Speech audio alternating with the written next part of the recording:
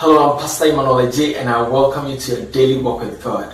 In today's episode, we want to look at what the other living creatures also declare as they behold the throne of God. Because the seraphim saw the holiness of God, and all they could say is that He's a holy, holy, holy God. So we want to turn our Bibles or our passage to Revelation chapter 4, verse 8.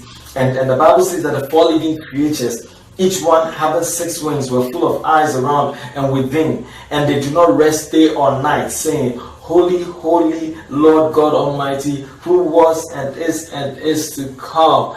This is a very interesting passage because the earlier verses tell us about how God is on His throne and a description of the throne. And I'm sure that as these living creatures behold God, because the Bible says that they have eyes within and without, so they can see all around. And I'm sure that as they are beholding God and seeing everything that proceeds out of the majesty of God, there's no other word to describe God than to just call Him holy. Because they realize that, wow, we could mention different attributes of God, but it looks like it will not be sufficient to describe God, because as they see one thing, I am sure that they have another revelation of God, of who He is, and they have another revelation of God, of what He does. And the one word that they can come up to sum up everything is the word holy, because they realize that no other God can do this, or no other God can be like this God.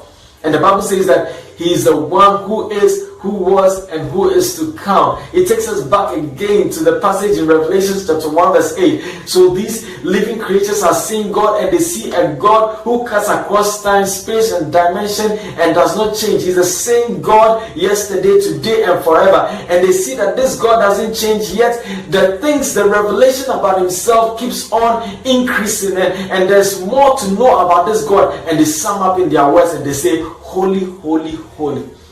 Well, I think from all that we have studied so far, we can simply say that the holiness of God is not one of the attributes of God, but it sums up all the attributes of God, because in it you can find all that God is. This is the God that we serve. He stands alone as God.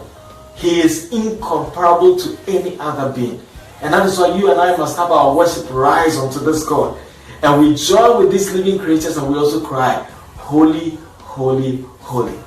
Stay blessed and see you same time tomorrow. There is peace and joy.